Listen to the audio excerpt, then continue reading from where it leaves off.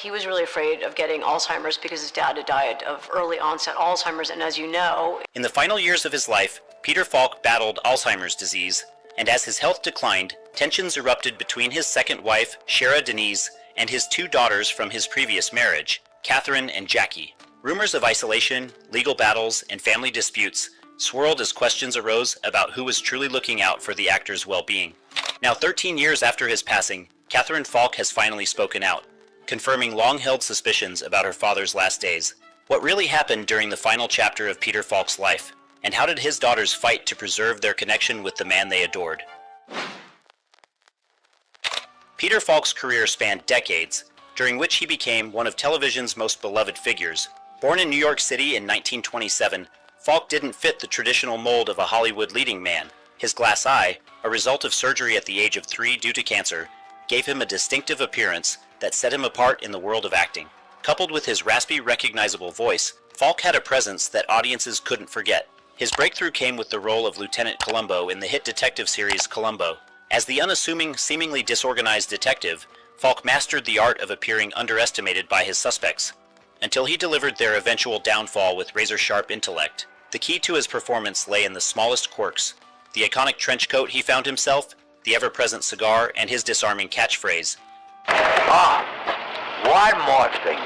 These choices, many suggested by Falk himself, made the character relatable and unforgettable, earning him 4 Primetime Emmy Awards and a Golden Globe. Beyond Columbo, Falk excelled on both stage and screen. From his critically acclaimed performance in A Woman Under the Influence in 1974 to his charming narration in The Princess Bride in 1987, Falk displayed an impressive range, proving his talents across drama, comedy, and everything in between. Though audiences adored him for his roles, Falk himself once remarked in an interview that acting wasn't about perfection, but about making people feel something real. And this authenticity, the ability to make his characters deeply human, cemented his status as a legend. However, Falk's charm and talent on screen masked the complexities of his personal life. Behind the camera, there was more to the man than his fans could have imagined, and the final years of his life uncovered a dramatic, unresolved chapter that few were prepared for. In his final years, Peter Falk's life took a difficult turn, both physically and emotionally. As he battled Alzheimer's disease, his health rapidly declined, and with it came a deeply painful family conflict. At the center of the turmoil was Falk's second wife, Shera Danese, who had married the actor in 1977 and became his primary caregiver during his decline. However, according to Catherine Falk, Peter's daughter from his first marriage to Alice Mayo, Danese restricted access to her father, leading to a bitter legal battle that made headlines. Catherine argued that as her father's condition worsened, he became increasingly isolated. She alleged that Shera restricted visitation and made it virtually impossible for family members and close friends to see him in his final days. Catherine claimed that Shera's control over her father's care not only subjected him to isolation, but also created a divide within the family. "All I wanted was to see my father," Catherine stated during one of the court proceedings, "but I had to fight through legal obstacles just to say goodbye to him."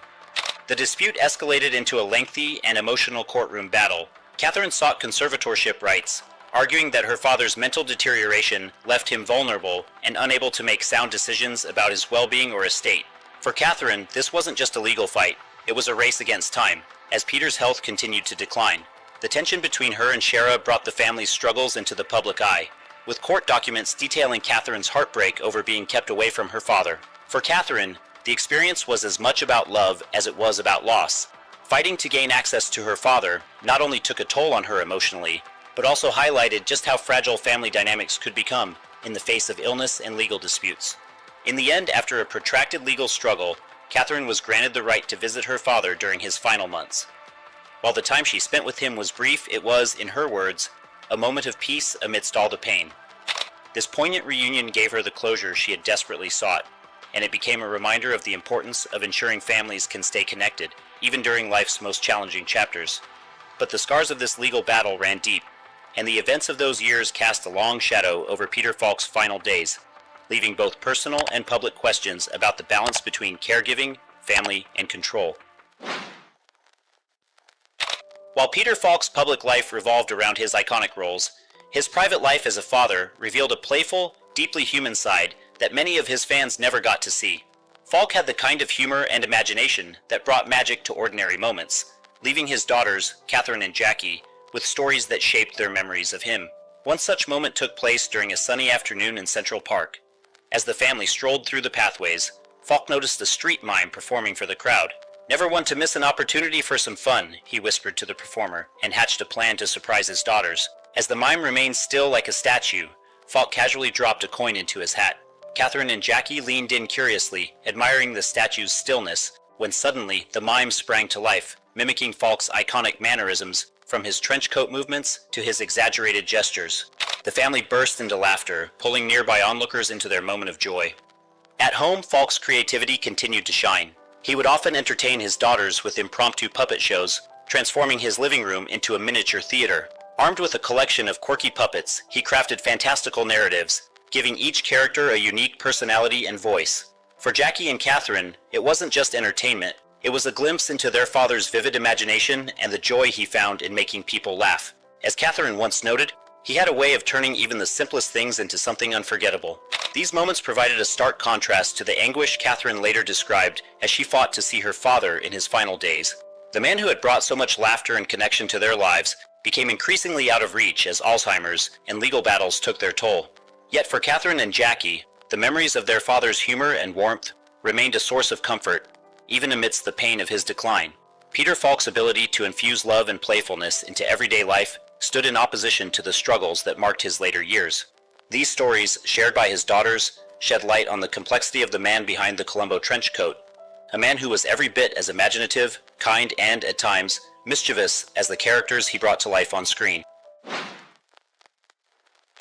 After Peter Falk's passing in 2011, his daughters, Catherine and Jackie, vowed to protect and honor his memory, channeling the pain of their final years with their father into meaningful action. Catherine, particularly affected by the legal battles surrounding her father, turned her personal experience into a public mission.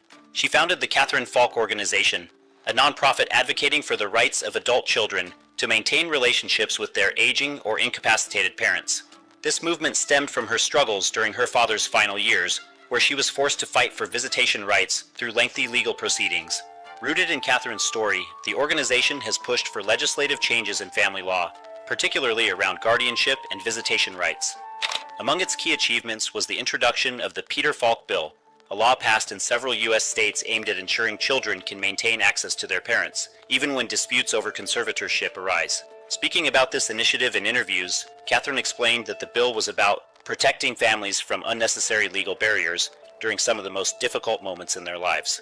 Beyond advocacy, Falk's daughters have worked to preserve their father's artistic and cultural legacy. As a trained artist himself, Peter Falk's passion for creativity extended beyond the screen, and Catherine and Jackie have organized exhibitions to showcase his artwork, thereby introducing fans to a new side of their father. They've also loaned pieces of his iconic Columbo wardrobe, including his famous trench coat and rumpled suit, for display in museums and events celebrating television history.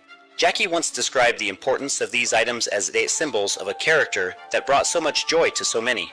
Through their work, Catherine and Jackie have ensured that the memory of Peter Falk continues to inspire.